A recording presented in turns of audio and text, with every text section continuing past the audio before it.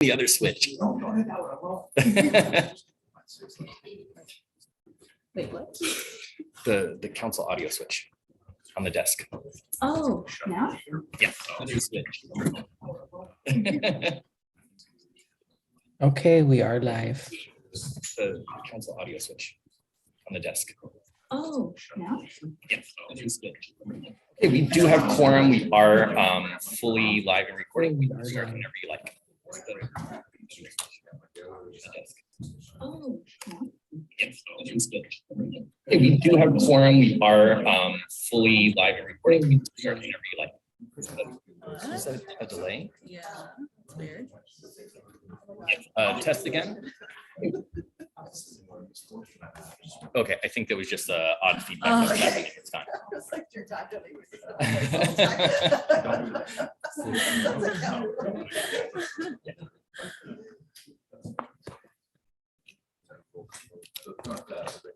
Okay.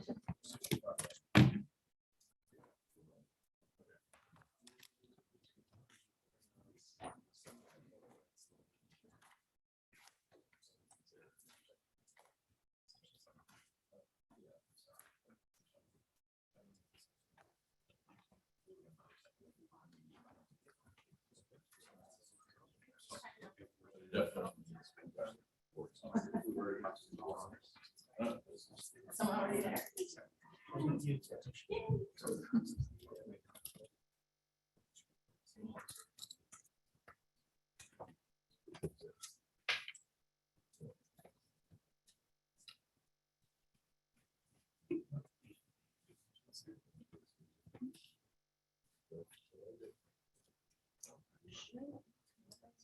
All right. For everybody, just a quick reminder, since we are doing this as a hybrid meeting, to try to speak directly into the mic if you can, or loud enough that the mic can pick it up, which is Yeah, it's put it like right by your mouth. All right, 9 a.m. we do have quorum, so I'll call the meeting to order. First order of business is public comments. Do we have any public comments? Oh, before you do that, we do have to do a roll call vote. Since we are hybrid and since we still allowing the public to participate virtually, we do still have to do the roll call action. So I will go through the order of the agenda. If you are here, can you please confirm verbally through the mic? We'll start with Shauna Janeway sitting in for Dave Sanders. Then Chad Boggio. Here. Gary Glaze. Here. Tyrone Spears sitting in for Dana Brown. Here. Tony Royster. Here. Paul Gerard sitting in for Matt Zabo. Present.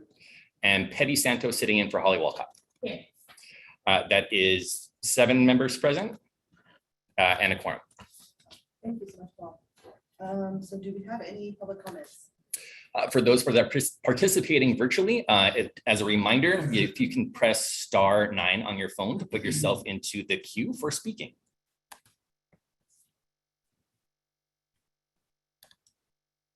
Seeing no speakers in the queue and no speakers in the room.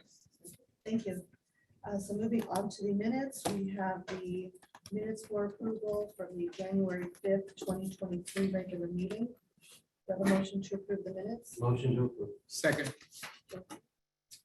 Okay, and we'll do a roll call vote as well. So we'll go in the same order. 1 second here, if this will work with me. Thank you. Shauna, your vote. Shauna votes aye. Chad, your vote. Aye. Chad votes aye. Gary, your vote. Aye. Gary votes aye. Tyrone, your vote. Aye. Tyrone votes aye. Tony, your vote. Aye. Tony votes aye. Paul, your vote. Aye. Paul votes aye.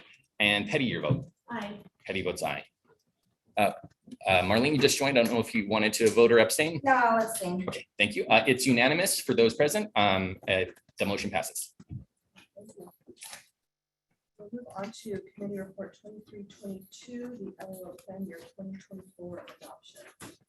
Okay, I'm going to start this one off. So, and it helps if I get you the correct report first. So we are. Actually, looks like I loaded the wrong one. So give me 1 second. But this report is our annual report to adopt the plan as the Joint Labor Management Benefits Committee is convened by the administrative code to oversee the benefits program and to make you are actually, as a committee, you are in charge of the trust of the fund, benefit trust fund. You're the authority over that financial dollars, and you make recommendations for the program for the city. But under that administrative code, the city council is ultimately the one that adopts the program for the year for city employees. So we bring this report towards you as a recommendation for you to look at the program, for you to adopt the overall program, or make a recommendation for the city council, is a better way to say it, to adopt the overall program for that year. There is a timing component. We're trying to do this within the time period of our vendor, which is LifeWorks, to be able to program everything for open enrollment, which starts in October. So we do need to have this program finalized and fully done at this time. We're also trying to put this forward within the same fiscal year of council. Even though budget has already been adopted, we are still trying to line up with that component. So that's why we bring it forth at this time each year. Within the report itself, we're identifying the update to where we've been at for what we've talked about over this past few months of provider changes and what the benefits are going to look like. And then we're also talking about different changes that we're wanting to make towards the program itself that are going to be different for this calendar year. A short recap of where we're at. So our medical providers, and Keenan is here to talk more of that in just a moment, are identified as Kaiser and Anthem for the 2024 calendar year. We had worked on negotiating the price with them. As of right now, the price that was recommended initially for the first proposal is still the same price. We'll talk a little bit or have them go into detail on that, but the recommendation is for them to be continued for 2024 as part of the adoption at the 10.4% increase for Kaiser and 9.9% increase for Anthem. Delta Dental was identified as the provider through a selected proposal as a last meeting. There was negotiations that happened with them. They've actually come down on their premium for all three of their plans. A 2% decrease in the PPO and preventative plan, and a 5% decrease in the HMO plan. Anthem is also identified as a vision provider as a result of the request for proposal selection that happened earlier this year. After selecting them, there was also a negotiation with them, and they came down as a 1% decrease to their premium. Standard Insurance is the provider identified for 2024 of our life insurance, our disability insurance, and our accidental death and dismemberment insurance. They had been selected through a contract extension previously in 2022, and they had a flat rate guarantee for both 2023 and 2024. So they're honoring their guarantee and continuing at no premium change. Optum was reselected through our RFP, which we just administered. They identified an array of services, a menu of services, which we are still looking into as to which services we're going to continue, or which services we want to continue, and a couple of different actions through there. So their total proposal for 2024 would be up to 21% if we did all of those services together. WageWorks is identified as the 2024 renewal for their services. They have been no premium change at all since the beginning of their contract, because they get their services through fees that the participants pay to be able to participate in those programs. Our design changes generally, there's a lot more detail further on in the report, which we can get to if there's questions, but our design changes basically are the two things we ask for every single year. So our basic disability benefit is the benefit that all city employees get without any cost. They don't have to pay for it. The city provides it.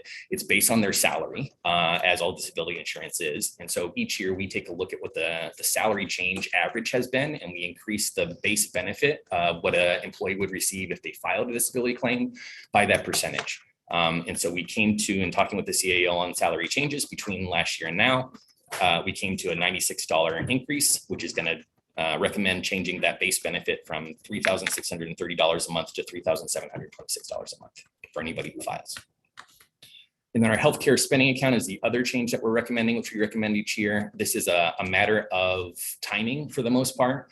The IRS releases the changes towards the limit that someone can contribute to that flexible spending account, usually in the fall of each year, which is always during our open enrollment or immediately following our open enrollment.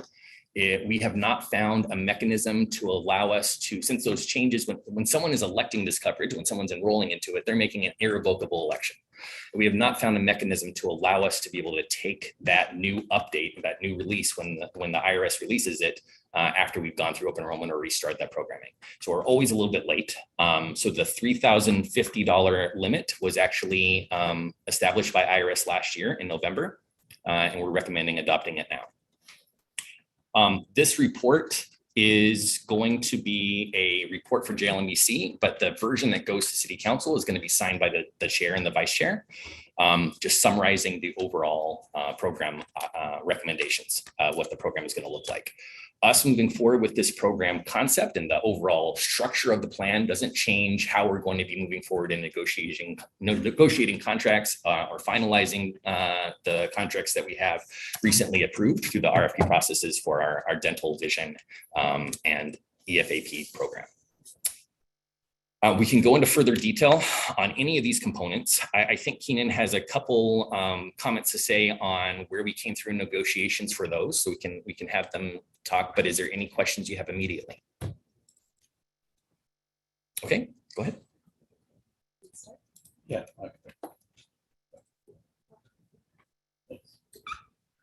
Hello, Warden Darm with Nin. I'm going to go over the medical. Since our last meeting, Keenan has elevated to our senior leadership to get involved with both Anthem and with Kaiser's senior leadership. Unfortunately, I'd love to report that rates came down from out of that, but as of right now, we're still at the same spot that we were before at 10.43 on Kaiser and 9.9 for Anthem. That's not to say that headway hasn't been made in areas. We are hopeful that we'll see some changes on the Anthem side still, but at this point right now, this is where we are. The biggest issue really became one of, I'll speak to Kaiser first. If you recall, the one question that I had for both carriers that I reported last time was, what if you're wrong? What if you don't need the increase in trend that you said you need? And I've been reflecting on this because the last time I feel that we saw kind of an increase was around 2016. I don't know if you recall, but that's when a life-saving drug was introduced, Harvoni, and then there were a lot of other duplicates. And the drug was very, very expensive, but it basically cured you of Hep C. At that point, the plan saw somewhat of a significant spike, and renewals reflected that in subsequent years. When that Harvoni spike did not continue, we saw a significant drop because they didn't actually see what the experience had. And some of the years were even negative increases as well too, or negative renewals, I should say. Here, I kind of looked at, for dental and vision, we're kind of off of the COVID plan experience. We've caught up with the period where people could not get care. But with medical, it's still somewhat uncertain. Certainly, there is an inflationary and a utilization increase, but to the magnitude that is being presented by our carrier partners, we're not convinced of that. And so it really begs the question of, what if you're wrong? The concern I have with Kaiser is they've changed their model to where the rate cap in Southern California is 15, and the lowest they'll go is 0. So for instance, if you go to the 10.43 now, and they're wrong, where in future years there was a mechanism where they could go negative even, that's taken away. What most you're going to do is stay at a 0. So one of the things that we need to do, and I feel very strongly about that, is kind of for 2024, accept the renewal, and in the off season, there's significant work that needs to be done to look at other funding mechanisms so we can have contracts rewritten to language that will protect the city much better. And the same kind of holds true for Anthem. The difference with Anthem is Anthem, their experience showed that we would need a 30+% increase, but we have a rate cap in place of 9.9. And their position is, even if we negotiate that, you're not going to get down to 9.9. And we're kind of, show me the work, let's work it through and see if we can or can't. And we are anxiously still awaiting any type of revisions in underwriting that will show that. In particular, I'm concerned about the retention load that has been applied. Retention is the cost to pay claims, to do the customer service, everything else. It works out to $209 per employee per month. That represents about 13% of the premium. I don't know that they could necessarily get down to the Kaiser level, but Kaiser's more like 5%. But again, we don't think the 13% load is appropriate either. So there's work in the off season that we have there as well too, to get the funding structures, to get the performance guarantees and whatever else it takes in place. So that kind of wraps up the concerns I have about the renewal, but where we are, and I'm available for any questions or any comments. If Kaiser's a not-for-profit business, why are they so active? Of Not, with a zero instead of a negative.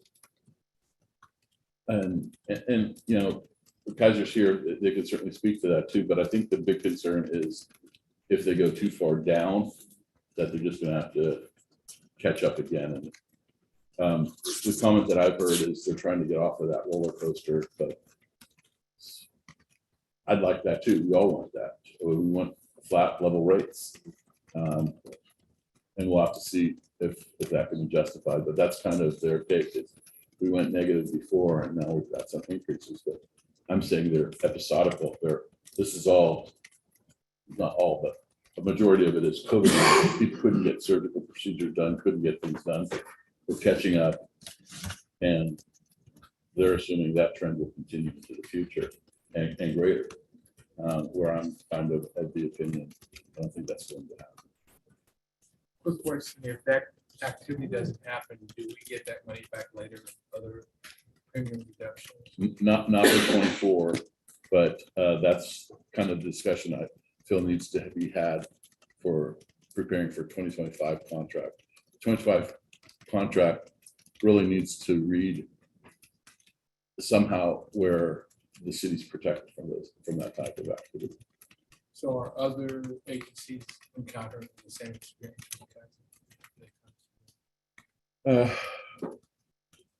There's, I mean, the change in their model from 0 to 15% cap in that range, that's throughout Southern California. Increases, basically the trend assumption of being approximately 5 points higher. So trend used to be, I think we have it listed 2.7 and now it's 7% plus. That's not specific to the city of LA. That's pretty standard throughout groups your size and even below your size too. Another question, are there any other agencies out there that have implemented the measures that you are recommending and works to their benefit by certain language or requirements in their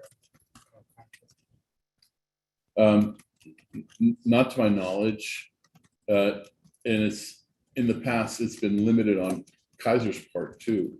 It's risk share arrangement or nothing, and they really don't want to do a risk share arrangement or haven't been really, didn't feel it would be appropriate because what we're looking for is an arrangement where we're paying premium and we have certain guarantees relative to them managing not only care, but the cost element.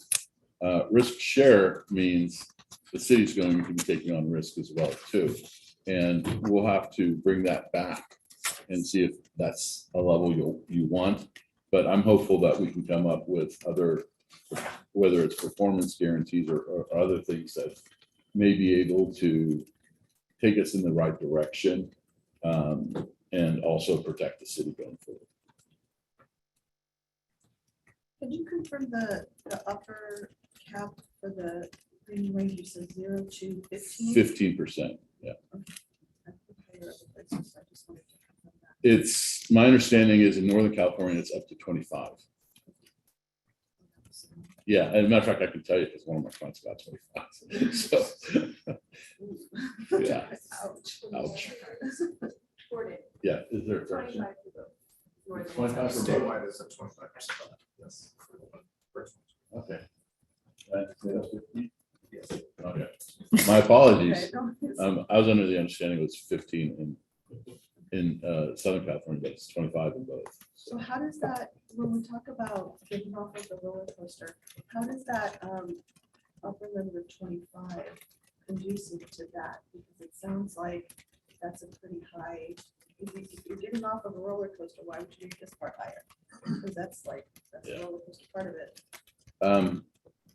You know, you're absolutely right in your assessment. It's one of the points that we've argued as well too.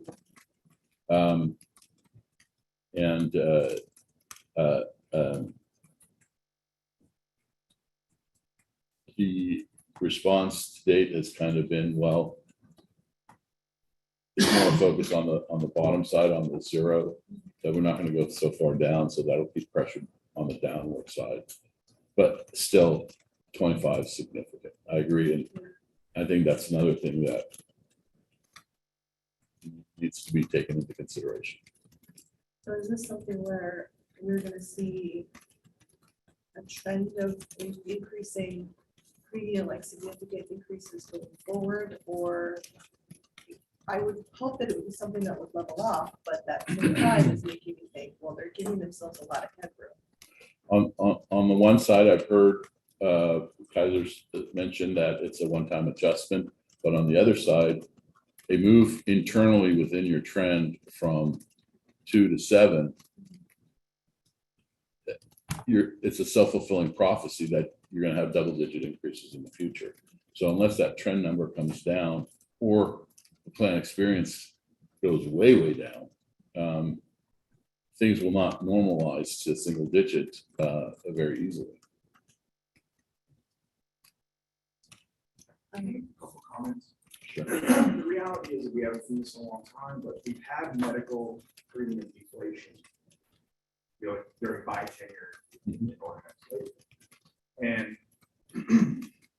if the math that the claims experience support a negative renewal, that's appropriate. And so for them to want to expect all the upside capture and keep it, it's just, it's not equitable. Yeah, the one thing that I will say, you know, Kaiser's unique relative to it. On the one side, they rely upon the plan experience to indicate what needs to be done, but they're also a budget-based model, which means they figure out what the care need is of the entire community, and based off of the experience, give an assignment of premiums to the city and other entities as well too. And that's why there's not that one-to-one connection as well too. And yeah, I've made the comment before relative to, you know, even if you look at the paid claims and so forth, within the Kaiser system, there's really not anybody paying claims. There's an assignment of dollar value to a procedure. So when we look at a claims report, it does have a little dollar sign in front of it. It's a Kaiser dollar. It's the representation of what Kaiser values that piece at versus, for instance, when we get an Anthem report, it's a US dollar. They paid those dollars out for it. This is an assignment dollar, so it's a little bit different. And even there, if it's not calibrated correctly, it can be off. So with Kaiser, a lot of our expense or premiums based on their entire organization or customers they're dealing with versus specifically what's related to the city. Yeah, so if the rest of, and this is hypothetically speaking, if the rest of the book of business was doing horrible, and the city of LA was doing really well, you're still community rated, however, your proportion would not be as great as the rest as far as any type of increase. Where with Anthem is different specifically for. the Yeah, city. your experience rated 100%. So that's well, an issue or challenge you deal with when you have it. Right. Is that it's more of a collective share of cost versus individual. Yeah. And I think, for instance, in the off season too, one of the things that we'll want to do is, because you have several HMOs with Anthem as well too, each of them has a capitated model, which means that when you elect an Anthem as your HMO carrier, you elect typically a primary care physician at the time of open enrollment and a hospital network that's affiliated with that. But what that means is that particular provider and that hospital system, they're getting paid dollars on a monthly basis, whether you go or not. And they just cover certain procedures, typically your primary care, and then for hospitals, it will vary. And one of the things we need to do is make sure that the value is still there in the capitated model, that what capitation covers actually equals the value of what the capitation fee is, and not that there's a disparity. I have seen it in other areas where capitation didn't cover enough to justify the value of having that type of a model. And that brings on a different discussion than relative to that HMO. Well, Anthem in the negotiations didn't come down off of the 30+ at all. Well, they recognized that they could come down, but they weren't going to be able to go below the 9.9. Well, yeah, I understand that in So- some sense, it's a bit of an academic question, but I think it's important to have that. And specified. one of the issues that we brought up with Anthem is show us the revised underwriting. My bigger concern is for next year, when they, Anticipating my question. yeah, when they show us the renewal, and all of a sudden there's this huge retention load, and they say, well, that's what we put in last year. And it's like, well, no, we argued the point that was too much. And you said, well, the rate cap. So we need to make sure that that circular logic doesn't happen. I'm concerned that if it's true that the necessary amount, if it's true that the necessary amount is 30+ or whatever, and the cap limit is 10.9, then going forward, I imagine / fear that would want to be recaptured in subsequent years. So that's certainly a concern. Right. There is a cap on the table that was secured as part of the RFP. So there's another subsequent cap option, or there is the option to go out to RFP because that's an extension year. So those are all things that we want to dig into, looking at going forward for the off-season work to see what makes sense and what's in the city's best interest. I think the biggest point with Anthem is give us a better revised underwriting sheet that shows this is where we are. We've shared with you, your response has been, it doesn't change anything, 9.9 is the cap. We understand that, but let's get the numbers right. And I'll just add just to Megan's comment. So yeah, we are talking a lot about options and what we think the conversation should look like with the JLMVC if we decide to continue or go out to bid. And so this conversation right now is for 2024. 2025, we're going to be talking about a lot. This is going to be an ongoing trend through a lot of our JLMVC committee meetings moving forward.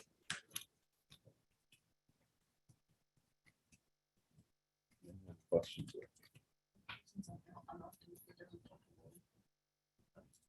21.6. That's pretty significant.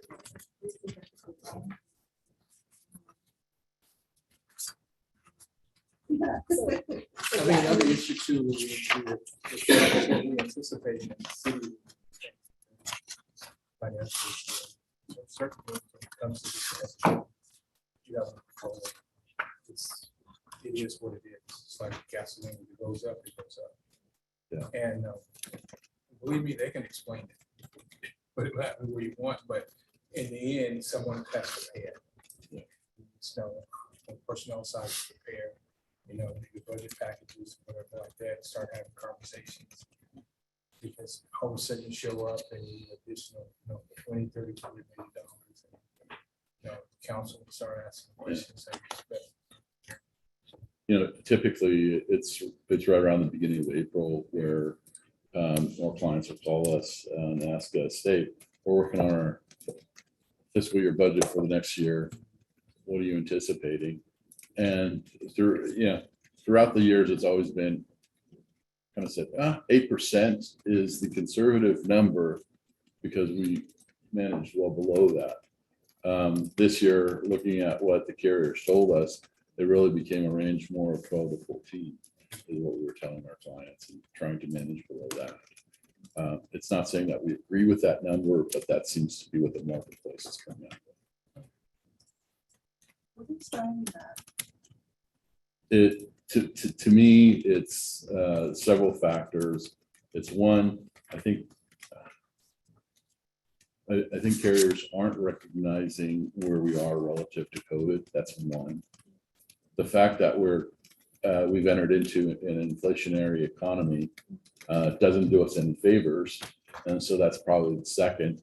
And again, this is kind of COVID related, that the increase in utilization is a one-time factor as opposed to saying, oh, more people are using our services. They're going to continue to increase that as well too, because trend is made up of two things: inflation and increased utilization or decreased utilization. Does the increase in interest rates cause them to? I mean, are they impacted by the causes of the increase in interest rates? So it's self-fulfilling, and it's more one of, does the increase in interest rates cause inflation to our economy, or does it stabilize? And it really is that direction that it kind of follows. It's one of those where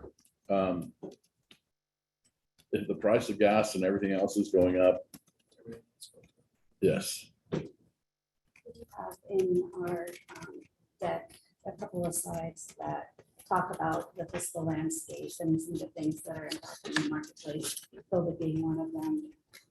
The state fiscal landscape, who's got upcoming deficits, inflation, talk of recession. So we do have a little bit of an outline of things that are impacting the marketplace right now. There is, I've been looking at what can public entities do to change the cost of healthcare as well too. And I think one of the areas is the discussion relative to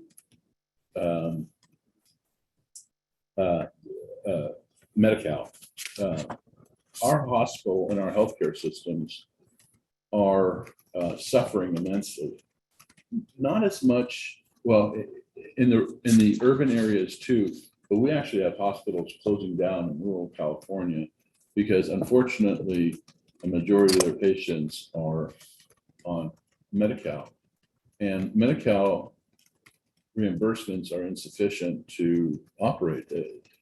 When a Medi-Cal patient comes in, they receive, here in California, on average, 73% of what, if that person were covered under Medicare, would receive. And to put it into perspective, your commercial insurance that you have with Kaiser, that's around 165% of what Medicare would pay. So the constant pressure is they can't change their Medi-Cal reimbursement. They can't change their Medicare reimbursements either. So where's the pressure going? And the pressure is always going here. If you talk to hospitals and healthcare systems, they will tell you, yeah, we're at 160, 165. We really need to be at 170, 175. And that's why you hear of healthcare systems not entering into negotiate, or not agreeing on negotiations with carriers relative to what the network discounts are, because they're saying, no, you don't understand. And here, California ranks 32nd out of the 50 states relative to Medi-Cal or Medicaid, which is known throughout the rest of the country. There are states that pay at 100% of what retirees, what they pay for retiree or Medicare, or higher even. And my position is kind of, if you're unfortunate or poor, is that really a risk to have a different reimbursement than this?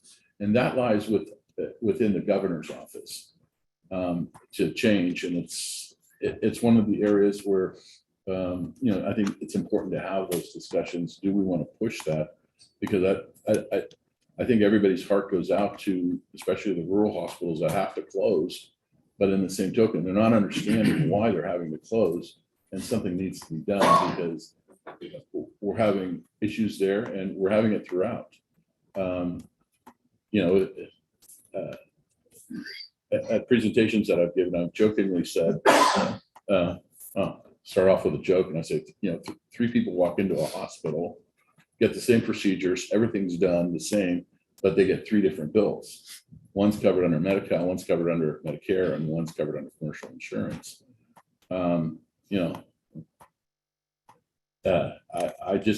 just think that is one of the things that the city may want to consider taking a policy on, or not a policy on, but saying, can we get the governor and the appropriate people to make changes relative to Medi-Cal? Because it is impacting you. The next question is, if the government pays tab, who pays for it? And there again, it's a $297 billion.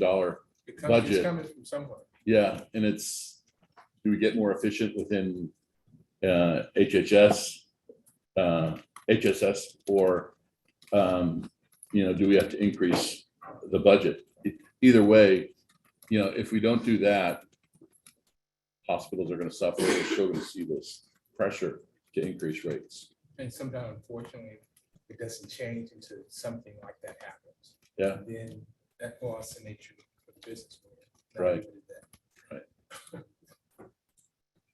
We do have some positive news to share. My part's over. So I do want to share some of the updates that we have for dental and vision. We did see positive movement in negotiations for those lines of coverage, as Gordon has said. Those lines tend to have normalized from COVID, and they're not as volatile. They're not feeling the heat as medical is right now as much. And so we are in the negotiation period for dental, just wrapping up negotiations for vision, but we are seeing very positive movement and along those lines. Partnership with Standard, we have rate guarantees in place, which is great. But we can ride the wave of that rate guarantee through past some of this volatility in the marketplace until such time as we need to look at those rates and what that into that contract means. On the Optum side, Shauna, you mentioned it, 21.6. Negotiations with Optum have not yielded anything positive to date. We are in the 45-day window for negotiating. We are continuing to have conversations, and as Paul had mentioned, we're talking with them about what those services look like, what it could look like, what the utilization has been, and really digging into the program itself to see what the needs might be there and what things can be done to kind of help control those costs. But we were hoping for a little better than where we are with Optum right now, but we do have some time and some work to do on that front. At the end of the day, overall, this committee was very spot on and saw that their discussion over self-funding could potentially help control costs on the dental and vision side, and asked for a subcommittee. We would put forth that looking at EAP, looking at program design changes could also be part of that body of work, and is something that we feel very strongly could benefit the city, and discuss with a few of you in that working group what those alternative options are, and also with our carrier partners to see what they can offer up to kind of help control the volatility that we're seeing in a lot of areas. So Good news on the dental and vision side, we are still working on EAP and Optum, so just a little positivity there following Gordon's presentation. Any questions that we can answer? So Optum could go down if there's a plan design change? There are a couple of services that are built into the rate that we have, the proposed rate. It was provided as a breakout, so we're looking at the utilization of those services to see if it makes sense to continue those. So that's one option. They did also put forth some additional plan design changes in the number of visits. We're evaluating that. If it makes sense to make changes there and kind of negotiating what those points look at. So we're looking at it in whole and hoping that we can also get to the root of what's driving it. So far, Optum has shared, obviously inflation is impacting their services and their technology as well. So that's a big driver for them, but we're looking at their underwriting and kind of that build up to make sure it's appropriate, it's justified. And we're also benchmarking it against other services. One such area that we're looking at is Talkspace is actually built into your program offerings. It's not being very highly utilized, and so we're kind of looking into that. But if you were to look at a standalone offering, it's actually significantly higher in cost than what you have right now. So we're trying to get some context and some benchmarking to kind of make sure if it's really justified, if the inflation is really the impacting driver of the cost there. So we're digging through all of that with Optum right now. We have, again, I think it's until July 2nd is our deadline for our 45 days. So we've got some runway. So what is the process for that? Does that then, if there are changes proposed to the plan design, does that come back here or is that? So we would discuss them actually within this committee, but it wouldn't have to go to council. So council, the overall projected, the overall concept is that we're recommending the EFAP as itself, and the concept of the provider, even the provider technically could change, but the program element itself is what council is trying to adopt. The underlying changes that we might make wouldn't be something that they would look at again.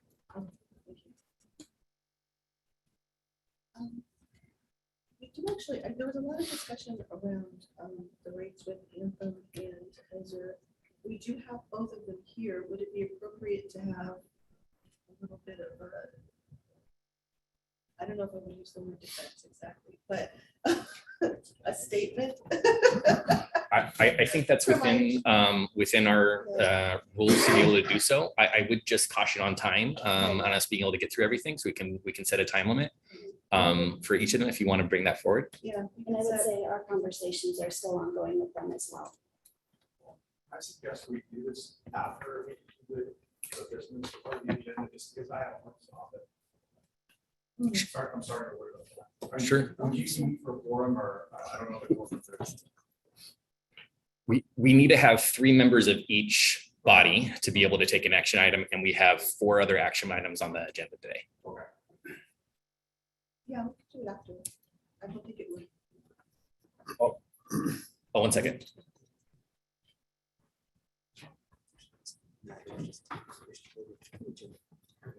The concept of it is still. Well, so I guess for this conversation to continue, the vote would still need to happen. So any conversation of the agenda item after the vote would be recalling the item. So the vote would not.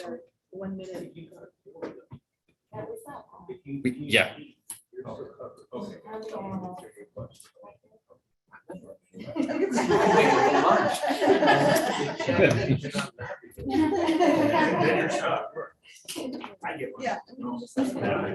Oh, right now? Okay. Yeah. Sure. So if we wanted to start, we can go in alphabetical order and bring Anthem up first. I'll just do a quick reminder to everybody. I'm told by tech, if you could just speak directly into the mic. They're having a hard time hearing everybody speak through the virtual world. So if we want to bring up Anthem first.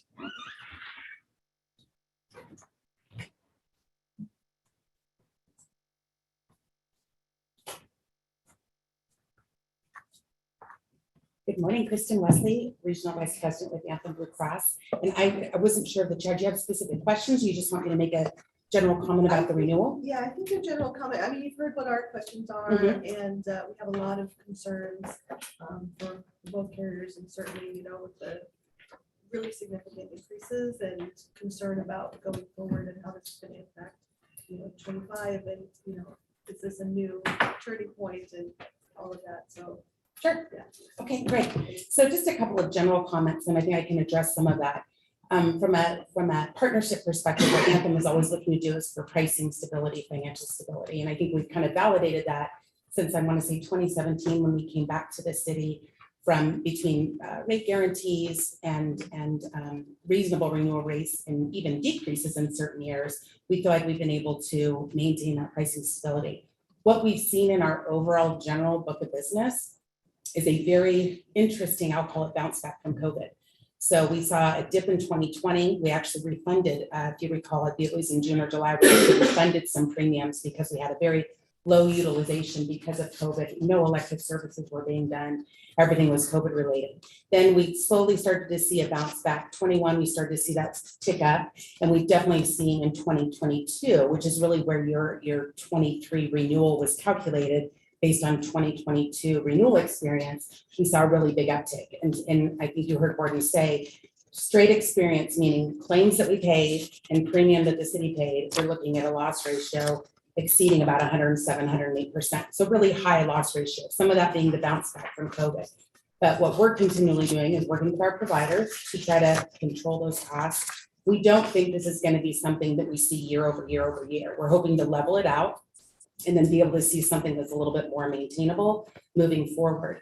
As Keenan did indicate, we actually have a 2025 rate cap on the table of 11.9.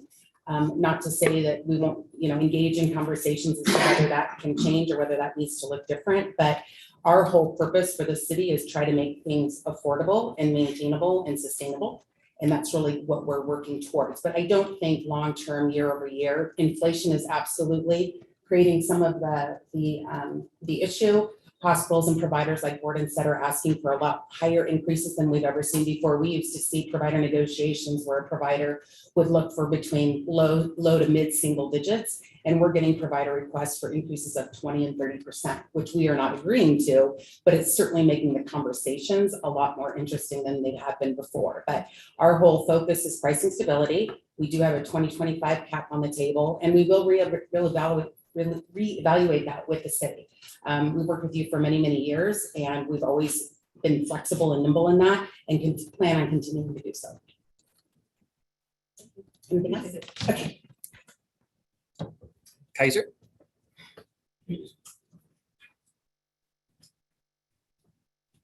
Good morning. Justin Cow. I am the director of our strategic accounts department for Kaiser Permanente. So there's a lot to unravel here, a lot of discussion today. I think I'll start out by grounding that as an organization, we are a delivery system and health plan. So we provide both care and coverage to the members that are represented by Kaiser Permanente.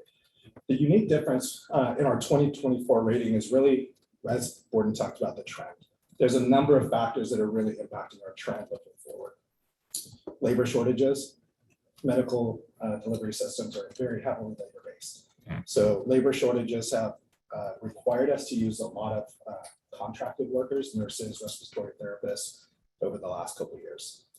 They are demanding extremely high premiums because they can, because of the labor shortage. We're hoping that it will kind of come down. We're starting to see it come down now, but there's still a labor shortage there. So we're working on our own recruitment processes to speed that up.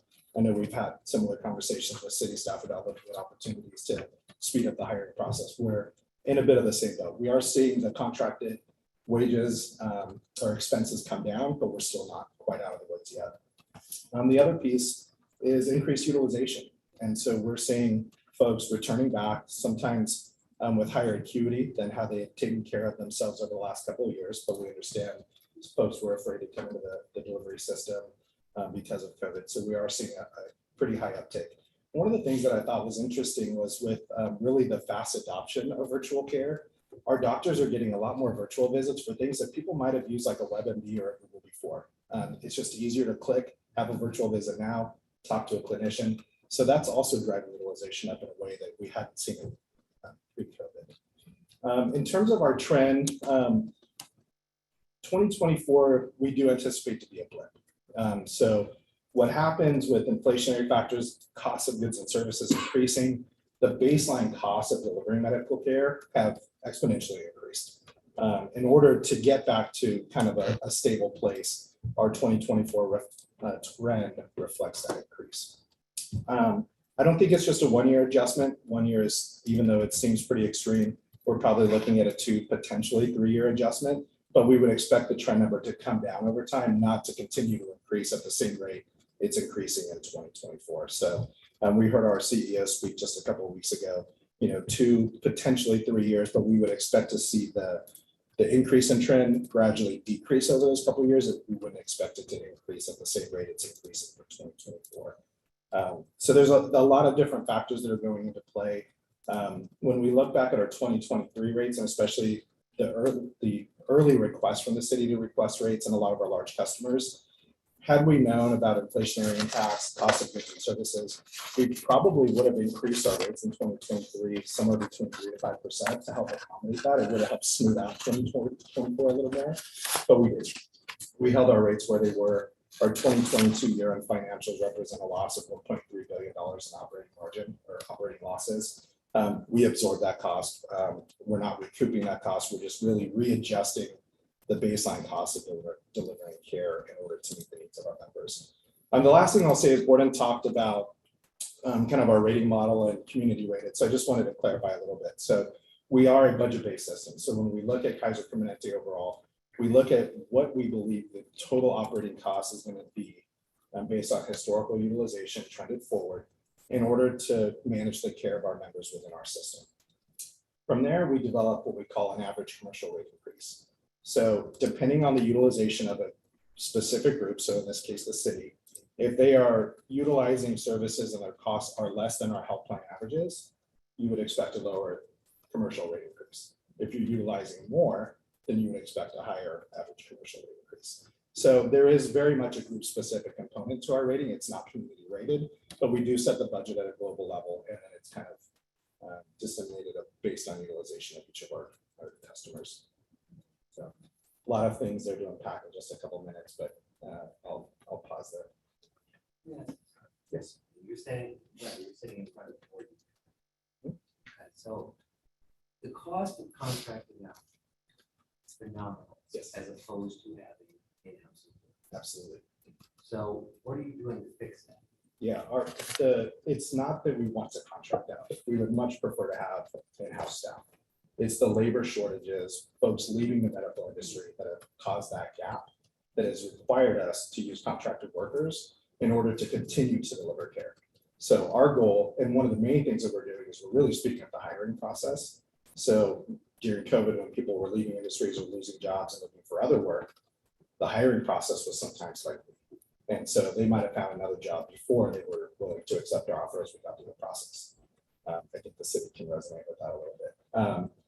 What we're trying to do is really increase that process, speed up that process so that we can get more folks hired. From a mental health perspective, even that we use contracted services because there's just not enough providers. We're creating incentives for employees that are looking to go back to school and earn different types of education levels to become therapists, mental health workers, et cetera. So we're looking at a lot of different avenues. The main thing is there's just not enough people for us to hire. I mean, one of the unions out there Yeah, well, is on the verge of going on strike. yeah, and you can look at our most recent negotiations of public record. I'm not going to comment on it specifically, but you'll see the wage increases and the various things that folks have negotiated. We are at the bargaining table currently with our coalition of unions as well. And so we'll see how that all pans out as well. I don't think it's the wage issue from what I've read. I mean, certainly there's always wage increase requests, but I think if you look at our last bargaining and you look at how that compares to market wages, I don't think that is necessarily a primary issue. But certainly something that our bargaining groups will work with unions on to make sure that things are fair enough.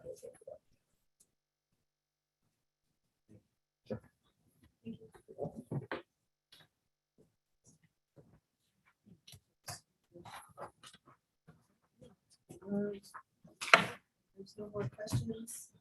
Do you have a motion to approve the next recommendation? Second. And just for clarity, is the motion for, there's 3 parts in the report, so it's A, B, and C. Is the motion to move all 3? Yes. Okay, then we'll start with a roll call vote if you're ready. So we'll go in the same order as before. So Shauna Janeway, your vote. Aye. Shauna votes aye. Marlene, your vote. Aye. Marlene votes aye. Chad, your vote. Aye. Chad votes aye. Gary, your vote. Aye. Gary votes aye. Tyrone, your vote. Aye. Tyrone votes aye. Tony, your vote. Aye. Tony votes aye. Paul, your vote. Aye. Paul votes aye. And Petty, your vote. Aye. Petty votes aye. It's unanimous. The motion passes. Thank you. So moving on to committee report 2323 on the HRP update and TPA extension. So this is a joint report updating where we're at in the ongoing process of the payroll replacement project, as well as a recommendation to continue services. The JLMBC may remember a couple of years ago, actually, we took an action to extend some contract providers, or extend some contracts with our providers because of the work we anticipated with HRP. When the project first launched, the targeted launch date of the PACER replacement project was 2021, excuse me.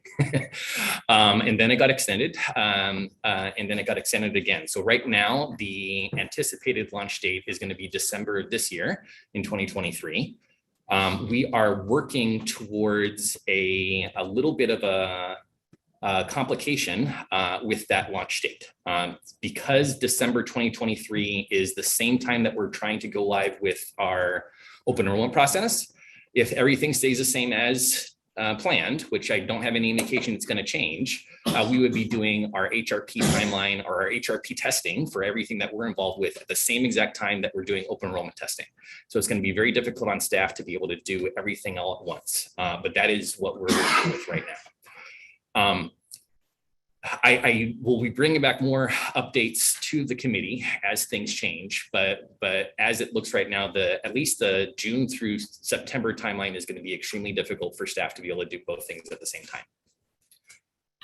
We will be working on the open enrollment side of updating the system that we use, which is LifeWorks system, to make sure that everything is up to speed and ready to go.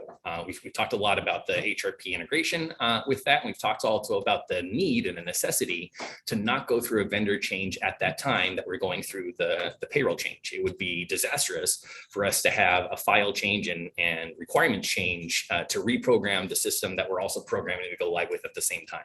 So there's always been discussion within this committee of keeping LifeWorks in at least through the HRP implementation phase.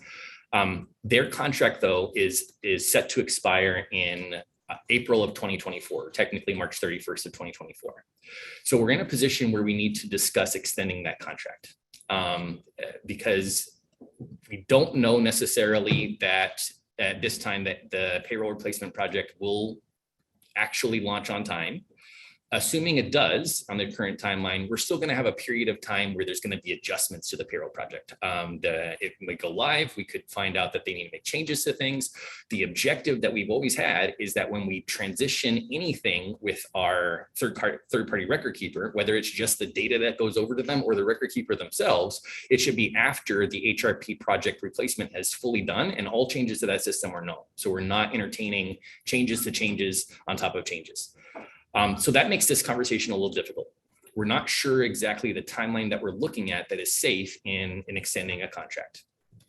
For us to extend any contract, we're also extending the relationship with the vendor and potentially not engaging in the competition that we're looking for when we go to RFP to look for other services or to look for the best services at the best price.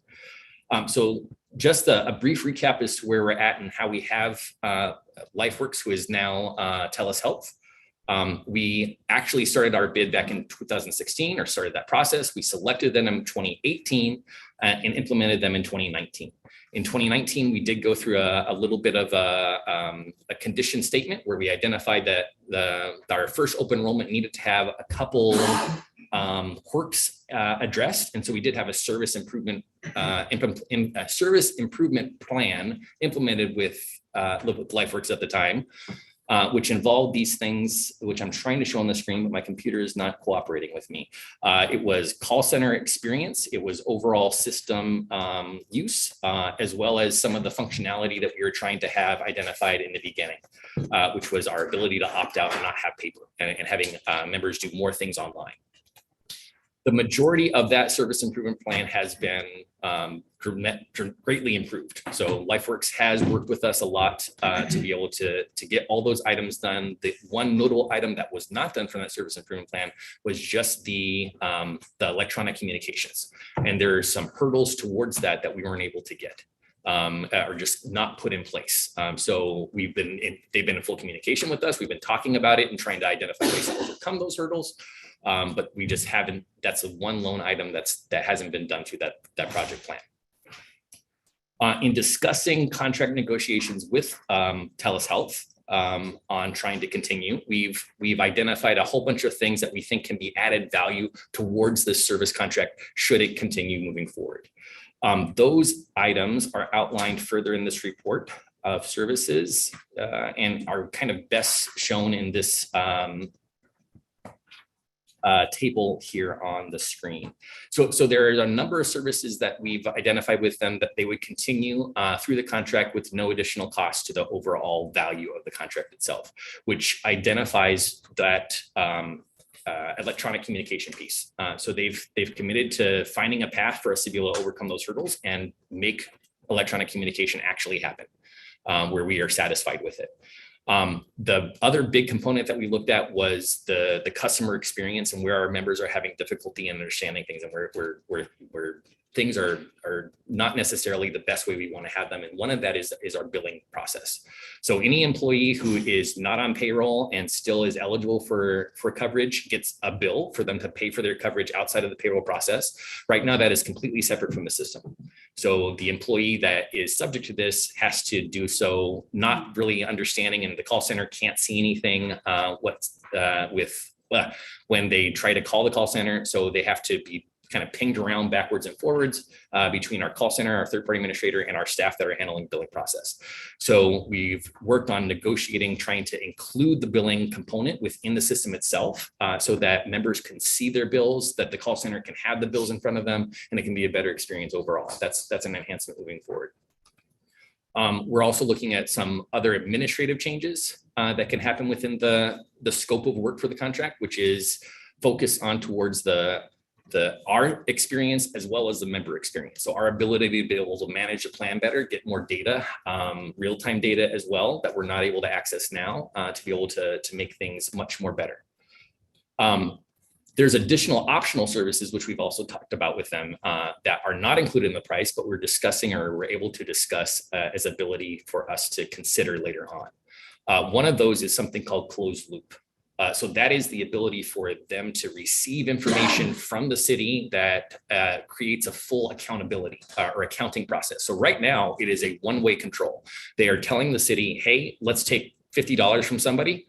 If the city takes that $50, great. If the city doesn't take that $50, they're not able to reconcile that within their system. They are a little bit blind as to what's happening. And we're doing it manually right now to the extent we can to try to create that full closed loop process where accounting is done through all this through step by step. And we're able to really ensure that a member is paying what they're supposed to pay and they're fully aware of what they're supposed to pay and the system can take action to change that. So that's a really important piece that is going to take a lot of configuration, a lot of discussion, and potentially more cost, but we're not sure yet because we haven't been able to find it. But it's on the table where it wasn't on the table before. There's a couple member advocacy components. We talked a lot about trying to improve customer service, making it easier for our members to not get bounced around, to get all the information they need at once. Lots of times the call center agent themselves is limited in their ability to be able to do something with a member outside of the billing concept we talk about. It's even just accessing services, being able to understand where they can find a doctor, where they can find a location to go to, how to use something. In most cases, the call center agent can only read from a script that identifies this is the general consensus and then can forward them to another line where they can try to get more answers and start that conversation all over again. There is a concept here for us to discuss trying to limit that or reduce that experience of bouncing around and giving them more information at the beginning. The call center is represented as, or at least we try to represent the call center as a one-stop location for our members to get all their answers. So we want to try to improve that, or have an option for us to improve that, but that's a lot of discussion further to as an option to improve the overall call center information. And there is a couple other options which we can go into detail if you have questions about them. Overall, and I should also mention that the programming component of us switching over to the new Workday process is going to be a cost. It is something that that is going to take well beyond what we've negotiated and what our contract says, a cost for the vendor to incur to be able to make all the programming changes to make this transition successful. Since we don't have a clear path of what that's going to look like, because the Workday project keeps on changing and things are constantly moving, it's difficult to land a full rate on it. It's difficult to understand what the overall expectation and requirement is going to be from our vendor LifeWorks. We have an estimate based on what we know now today. And they've offered a discount based off of what we know now today, but that's still subject to change as we go further through this process. Overall, from a cost basis, LifeWorks or TELUS Health has presented two different options, a 3-year option and a 5-year option for us to continue services with them. All the services that we just talked about are included in both options. The only difference is cost. So they've identified to keep exactly the same cost that we have, just with an inflation factor. So the cost that we've had for the past 5 years with them have been flat every single year. There's been no change in the per member per month rate. They're asking for a cost of living increase for each year moving forward. For the first option, a 3-year extension, it would be a 4% increase for each year. In the second option, it would still be a 4% increase, but there is a cap to 3% for the first 3 years. Give a little bit of a savings for the extended option. I did want to show kind of the timeline of what we're looking at here and what this means. And then LifeWorks, or TELUS Health, excuse me, is also here and can answer questions that you have or discuss further what we want to do. Just a second here. So this is ultimately what we're looking at. With either extension, we would be looking at setting a time for what our RFP release is going to look like. So with a 3-year extension, assuming nothing changes with our, or nothing dramatically changes, maybe is a better way to phrase it, with our expected Workday transition from Pacer, we would be looking to launch a RFP around spring of 2025, which is about 1.5 years from now, for us to make a selection of a vendor in time for implementation in 2027. So under the 3-year model, we are hoping that the HRP project would fully be contained enough, or all the decisions and changes would be within a certain final mode that by the time we release our RFP in 2025, we have a clear picture of what actually the system's going to look like and what we're asking for vendors to respond to as far as data exchanges go, and how the project should look and what the overall outcome should be.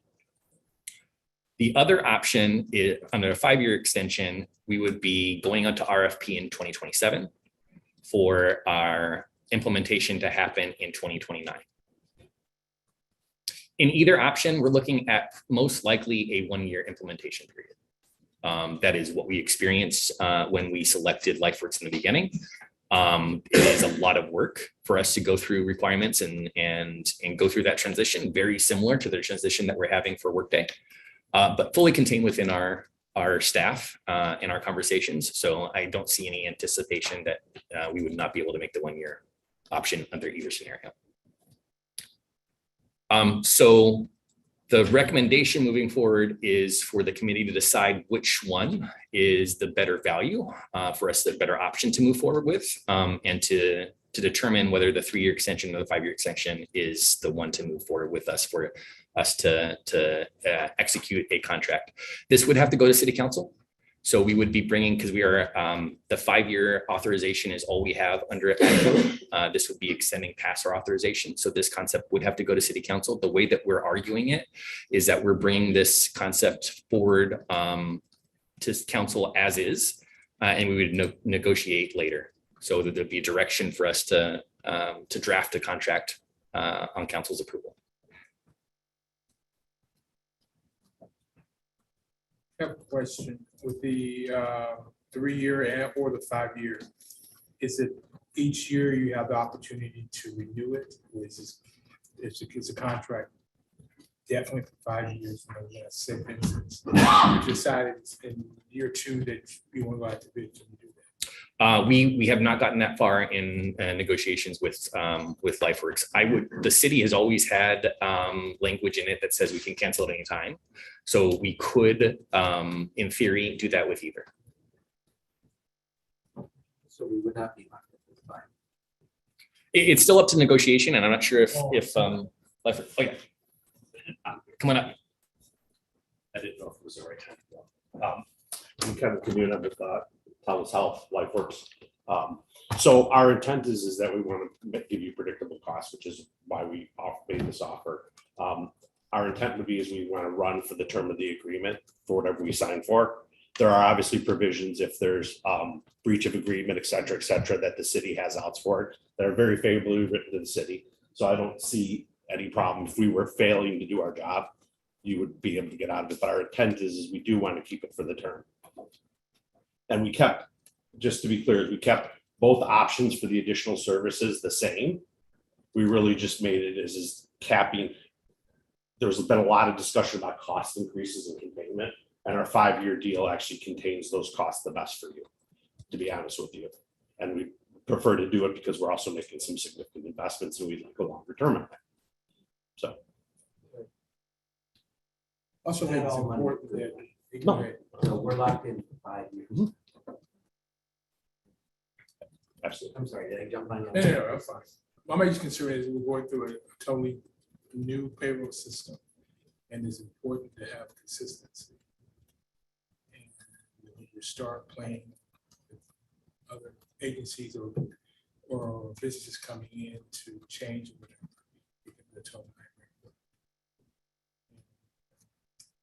And sometimes in contracts, the longer is the better. If it's not working, you have an option. So if you go for 5 years, no, you don't have to go back to council again if you need another 2 years after the 3 years old. But its concern is the new payroll system. And too many new parties or new hands in it because everybody started pointing into it. And the most important thing is that people get their health benefits and they get paid. I think you will have a labor issue. That doesn't happen. But we definitely come to work, don't pay them. And it's just that you need some consistency. That's my opinion. And just have time to make any major changes or whatever. And another concern is I know they're offering different changes or modifications, and hopefully that will not jeopardize this process with the new payroll system.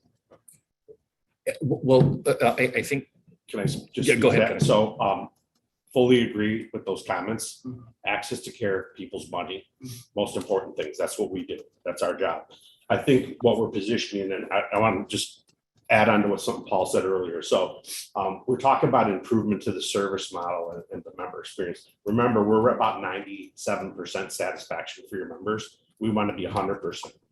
To that point is we're positioned the best to do that. So we've been working with the city, and when we talk about enhancements and improving and doing more, we're trying to take some of that burden from the city through our service center, through the payroll process change, the PACER change, all that, to be able to position ourselves to do that. So, and we don't, I'm just telling you, I've been in this business for 20 plus years. There's going to be issues that come up. We all should be prepared for that. It's how we plan for that for the long term, because it's probably going to leak into the mid to late 2024, because you're going to have changes to the system. To Paul's point, you're going to have these tweaks. That's why I think we're positioned the best to do that. My only concern is I don't want any major changes within this program that's going to cause this program to collapse and have issues with with, you know, the new payroll system, then you got two problems. And if you start making major changes and whatever, you know, it's gonna cause disruptions and discomfort and frustration for the city employee. I should mention, which we've talked briefly about before in previous HRP updates. The current plan of what we're doing with the new payroll system is a mapping process. So we are forcing ITA and Workday to take their new data that they've configured and map it back to the data elements that are being sent today. That has been they grudgingly have agreed to that. In us, right now where we're at in testing, it is not clear if this is going to work fully. It's also not clear if this is going to work fully because they keep on making changes to the system. So as they add new data elements, they have to redo the mapping all over again. So exactly, consistency is a very, very important and crucial part towards this program being able to be successful and us not messing up someone's benefits. In this conversation with Workday, there has been this understanding and this request essentially that this mapping concept, should it be successful, be temporary, at least at some point in time, which is exactly what we're talking about, either at the part of the RFP request or another time that the vendor accept the new data elements coming from the HRP system. So that can be through an RFP process. It can also be an add cost that we ask the vendor at that time to take over whenever we see this happen. So I'm not saying it's going to be that there's a guarantee of any kind that we'll be able to go through up until RFP using this mapping concept. It could very likely be that Workday comes back and says this, we have to change this right away. Like, I don't know what that looks like, but it would be a big shift towards what the system is going to be able to do and how it reacts. And it's a whole transition in itself. I have a quick question. On the pricing, I do notice, you know, it talks about the employee numbers are maybe the same or level. I mean, I think we all want to see those rise, right? I'm not sure about how much the city anticipates that increase. What are we looking at in dollars per employee, or what, how does that? There would be no change to it. We're just saying this for the modeling of the budget projections we gave you to assume the levels today. I mean, if you have a material increase, we would come back. If you go up substantially, usually it's about 15–20%. If you go up that high, you would be able to come back to us and say, hey, we want to talk to you, because you'd expect a slightly lower PEPM.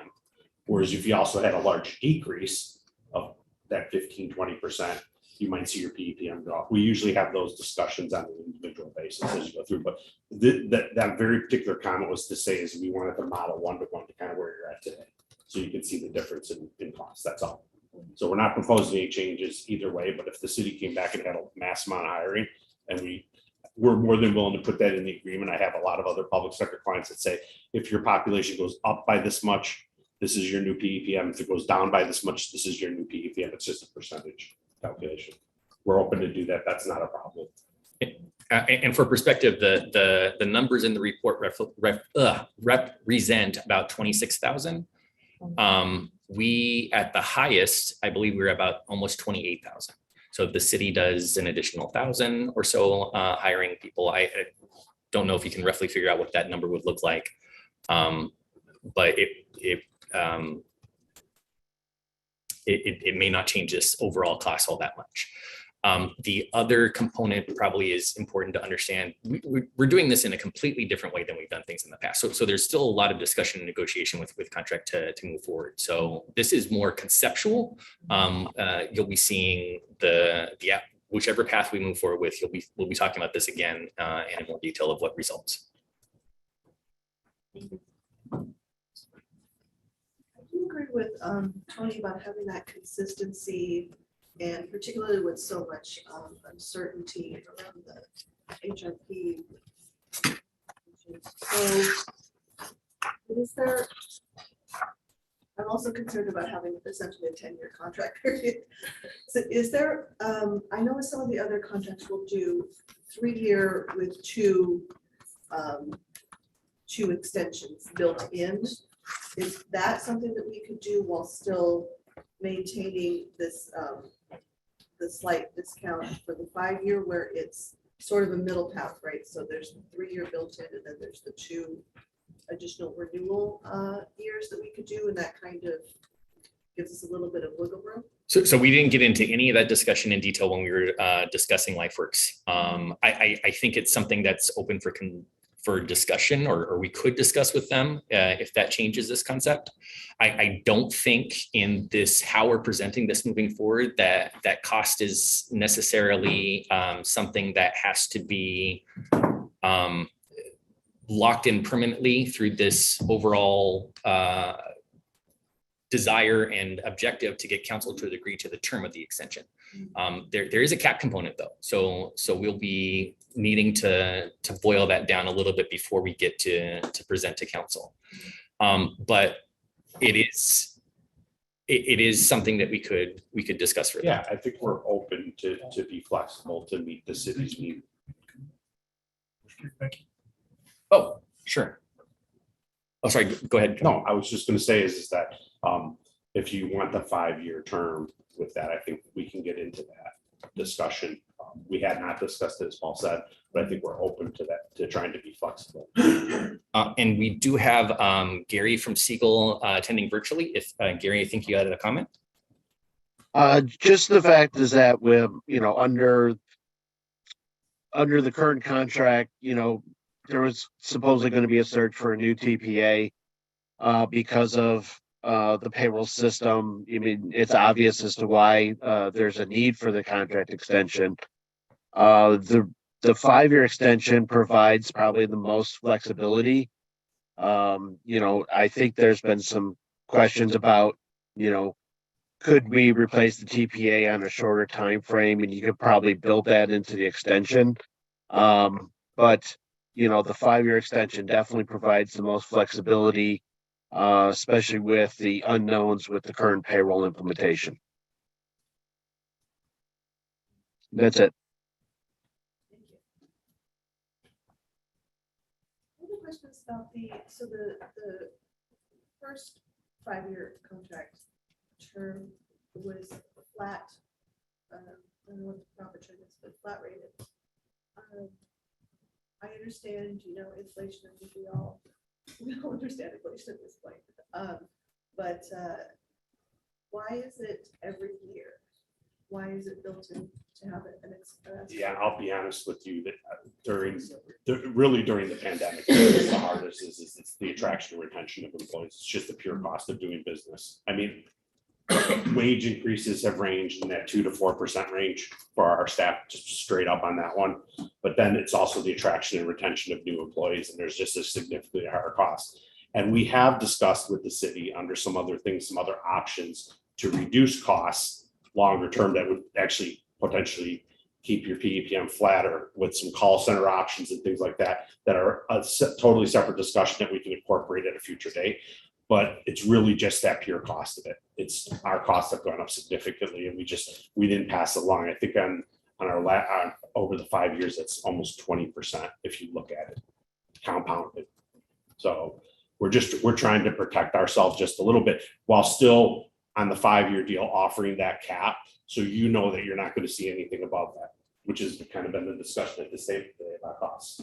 So I think we came in with a very reasonable, fair offer that gives you the city position to know, at least in the worst case, what your costs are going to be over 5 years. And if it's lower, reminder, I think early in, 2017, 18, it was 1.5. That's all you would see. So it's not a maximum. You always get that every year. It's the lesser of the two. So it's capped. I don't know if that was clear enough, but we want to make sure that's absolutely clear. Thank you.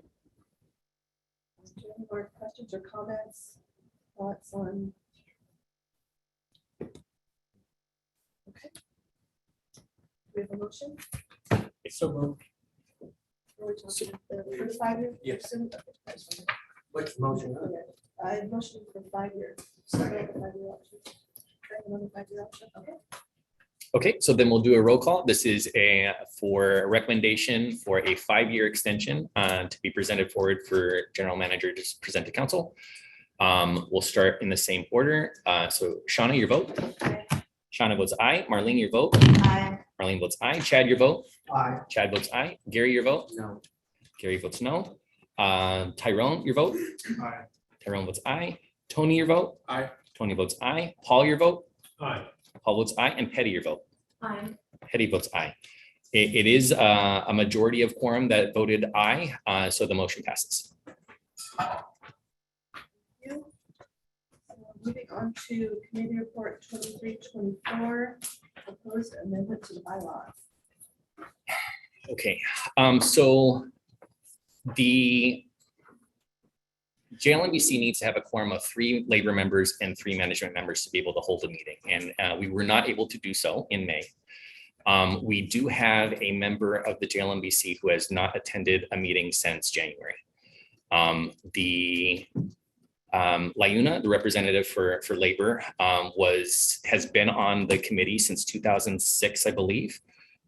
Since that time, it's always been the same representative. So Paul Beachley was the representative at the beginning. He was a representative all until he retired in this past January.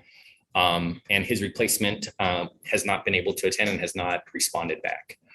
In our current bylaws, the options for us to take a member or address a vacancy is still on the member themselves. So the bylaws write that a member has to write a resignation if they no longer want to be seated as a member representative. Or if there is a specific condition, like such as they're ill and can't perform the duties anymore, they still actually have to write a notice saying that they can leave. There's not power currently in the bylaws for the JLMBC as a body to say, let's replace this person. So this action is to amend the bylaws to create that ability for us to say, as a committee, we want to consider or discuss changing a member seat. This is not an action to actually do so right now. It's just changing the bylaws to be able to create that ability. There is a suggestion that's written within this document that is not necessarily the final revision that needs to occur, but it's a suggestion for us to be able to consider making a change that would enable the ability for the committee to address this situation. And I think legal counsel can also speak to what this would mean. But as of right now, and we can draft this now through this committee, or we can talk about it again at a subsequent meeting. But there would need to be an action for us to take to be able to make that amendment. As of right now, the suggestion in the report is to create a qualifying condition, so that if a committee member is absent from 3 consecutive meetings or as whole, and this is committee member and alternate, right? So nobody shows up for 3 consecutive meetings or 5 meetings within a calendar year, then the committee can convene an action to discuss removal. That doesn't have to be the language that you agree to. You can make a change to it. We can consider a completely different option. But the objective that we're recommending is to make some sort of change that would give us the power to be able to do something. For reference, if you go down to, and there's some other, in attachment A, there's some other minuscule recommendations on changes, which are mostly formatting and grammar. But they're in section 5.6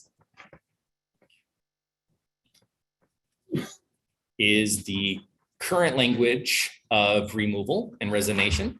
Well, removal doesn't exist, but the current language of resignation and vacancies, and a recommendation as currently written to revise this to allow that to happen. So that would be if the member and the alternate both are absent for 3 consecutive or 5 throughout the year. Both the members, but only one of those conditions. Correct. Yeah. So nobody shows up at all, and we are talking full non-show up. So not that you attended and had to leave, but just did not attend the meeting at all. No representation from the member or the alternate 3 consecutive times in a row, or 5 overall in the calendar year. We are set to have, and this is defined as regular meetings, not special. We are set to have 1 regular meeting a month. So has anybody ever gotten in touch with Lyona? Yeah. I have been reaching out to them as much as possible. So they get the agenda, they get the comments every single time as everyone else does. We've been reaching out to them through email, trying to get a response. They don't respond. I've reached out to other members of Lyuna, actually people who sit on other committees for the city. They're not responding either. I understand the person that was appointed is a very busy individual. He's got a lot of hats. There was never an action of Lyuna to identify an alternate when Paul left. So there is not another person who was identified to take control, and no one's jumping up. The additional actions that I was wanting to take is to send them a formal letter to the union as a whole, to everybody, saying, hey, this is the place that we're at. We just haven't done that yet. We can pause this action. We can do that first. We can take this action as well and then send this correspondence to them saying, hey, this is what's going on, just so you know. It is a question. Should we move forward and actually revise the bylaws to create this, and you want to exercise it, there is the whole consideration of who you want to seat as well. It needs to be a labor representative. It needs to be someone who is able and willing to be able to come to these meetings. I don't know what that looks like. So I'm happy to see this here. I actually was gonna talk to you about it about a week ago. I think it's important for any member of any committee to attend the meetings, obviously. And there's clearly been an absence lately. I'm good with amending the bylaws. And I think we do it sooner than later. I'm also wondering if, you said you reached out to Lyuna. Have they been asked to submit a resignation? No, not formally, but they're not responding to any email correspondence at all. The question is, anyone on the labor side have a relationship with them to reach out? I'm actually texting them right now. There are other labor unions that aren't interested. I'm sorry. Yeah. That's not the problem. If you have this, what do we contemplate here? If we proceed with this and we remove Lyuna, or we're not removing Lyuna, we're removing Victor, right? And so we're still going to look to Lyuna for a representative. No, wouldn't we Well, remove the Or are we organization? representing? It would be, so the weird thing about the bylaws is the bylaws as currently written identify 3 labor organizations as a whole. So then it's 2 alternate or additional labor organizations that aren't physically named. Lyuna is one of them. So by this action, you can remove Lyuna as a representative and look to another labor organization to fill that spot, since they aren't specifically There named. is another organization willing and able to attend regularly. Is another option maybe adding another organization labor-wise, another one management-wise that we would have? Because my concern is to make sure that labor have an opportunity to talk with local 777. And because we want to make sure we keep a good relationship with our labor partners. And everybody's busy, whatever. It might be something we're just not aware of. Mhm. And maybe Victor may not be aware, because he's pretty busy at this time. Is that somehow a number or a couple of people from the union can take on and try to get a hold of them, sit down with them or whatever like that. And another option is maybe adding another member. So it gives you more option to have more people here. I think though, I'm not sure if council would agree. I think if we add a 6th member to each body, that would not make a simple majority of 3. Would that still consider? Well, or we need a forum 4? would have to be 4. We'd still have to have a simple majority of whatever each body is. So Can I make a suggestion, if I might? Not to interrupt you, sir, I'm so sorry. I agree with Mr. Royster. I think what we have is a unique set of circumstances and a problem with communication right now. We're trying to come up with bylaws changes that are complicated and maybe unnecessary. If we just table this for one meeting, I'm in a position to have a conversation with the affected organization and principal of our coalition, and I think we can get this resolved one way or the other. They may opt out, they may have an alternate be here, but what we have is a communication problem, not a structure problem. So I just think it's a much easier solution to this, that you just table this for one meeting. And if I can piggyback on something Chad's saying, when I was in this committee, it took 4 months for people to stop calling Carmen's name. It was like I was sitting in the room, but, you know. So this could very well be. I think it's important to understand that this is just a mechanism to use as needed. It's not, we're not saying that there's going to be a fire, but we want to have an extinguisher available. I think we're not necessarily saying, because this is, correct me if I'm wrong, but this is just to allow for a tool in the event that it is needed, and it may not be needed. If this may not be needed, we may say, yes, let's go ahead and make this change just in case we have an intractable problem going forward. But it's not to say that this is, we're starting a ball rolling and it's just irrevocably heading in one direction. I think this is just to say that there's a tool available to be able to get it. And then we can still do both of these things. We have this tool that's available, and then we also continue to reach out, because I agree that we need to do more communication, and certainly there can be something that's happening for 3 months. Somebody could have a God forbid, like a medical issue or something that's preventing, or there could just it could just be simply a communication problem. But I think that the two are not necessarily mutually exclusive, that we can do both. I'd like to make a motion on Chad's idea that we table this for our next meeting. I'm okay with tabling it, but everybody has a mechanism in place for something like this. And I think that we need to help with as well.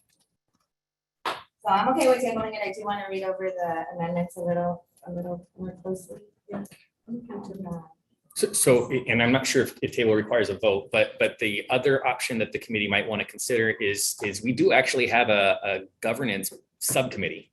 I believe it's still in place. So we could put this towards the ad hoc to draft or look at this language a little differently, and potentially draft something to bring it back at a subsequent time. So that could be another action that you might want to consider in tabling.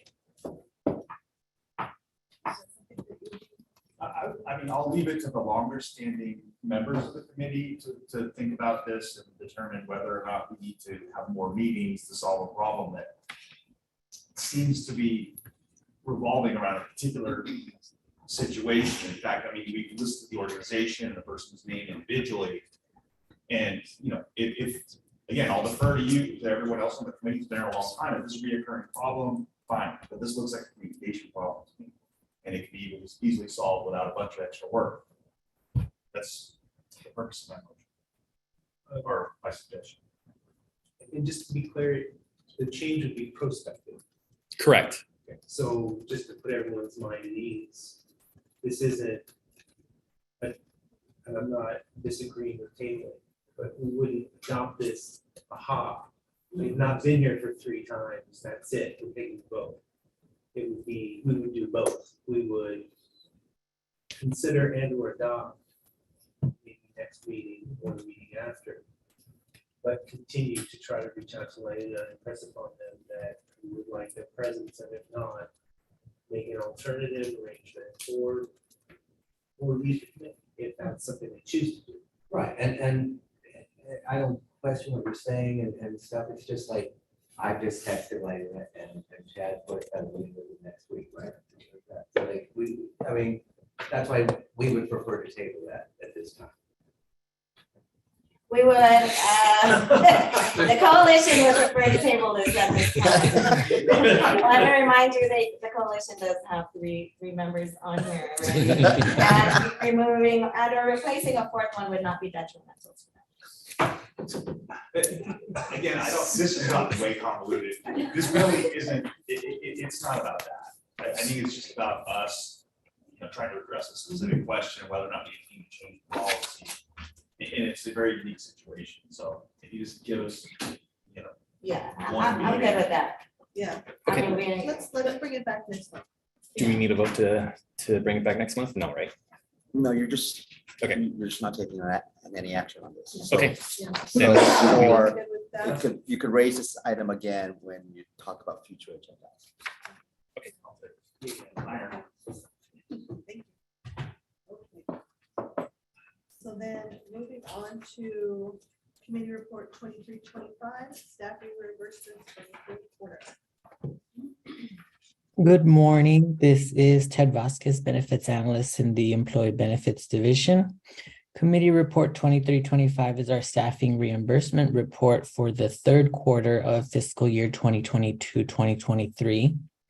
The report requests that the committee approve staff reimbursements from the Employee Benefits Trust Fund for Personnel Department salary costs of the 4 positions serving the LA Well program and the 2 positions serving the Live Well program.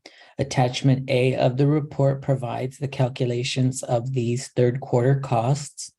And the LA Well program's total reimbursement amount is $133,305.25. And the Live Well program's total reimbursement amount is $106,298.74. And that concludes this report. Any questions or comments? You have a motion? Thank you. Who's the second? I'll second. And just for clarification, the motion is for both parts A and B? For both, okay. All right, then we'll go ahead and go through the same order of votes. So Shawnee, your vote? Aye. Shauna votes aye. Marlene, your vote? Aye. Marlene votes aye. Gary, your vote? Aye. Gary votes aye. Tyrone, your vote? Aye. Tyrone votes aye. Tony, your vote? Aye. Tony votes aye. Paul, your vote? Aye. Paul votes aye. And Petty, your vote? Aye. Petty votes aye. It's unanimous. The motion passes. Thank you. Moving on to committee report 2326, projects and activities report. Good morning, JLMBC members. This is Chung Tran with Employee Benefits. I will be going over the projects and activities report. First up on page A little 1. louder. I'm sorry? Just a little louder. Oh, sorry about that. First up on page 1, we have an update on the 2023 open enrollment planning period. The OE planning period is set to kick off this month, but staff has begun preliminary work and discussion with the LA Well program TPA on certain items, including anticipated benefit changes and improvements for the for open enrollment.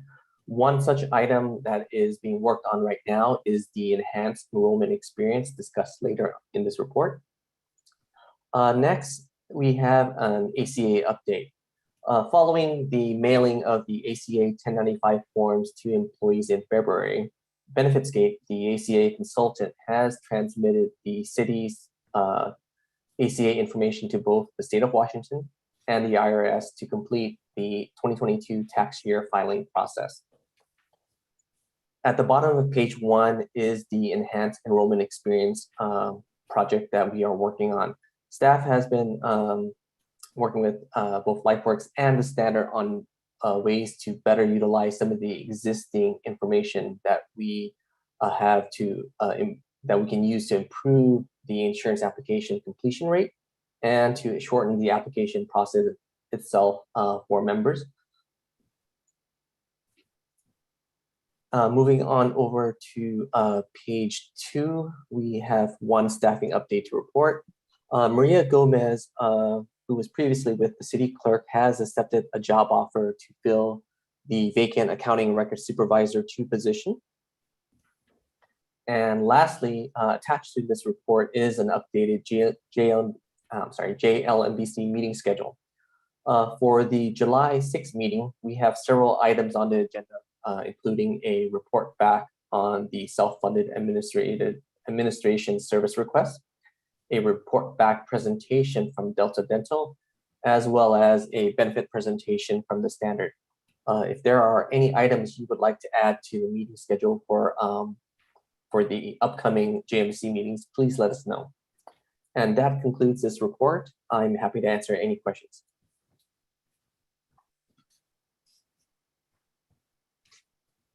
Any questions or comments? Okay. Thank you very much. Do we have any requests for future agenda items? Does the item that we just talked about automatically show up on the one we tabled?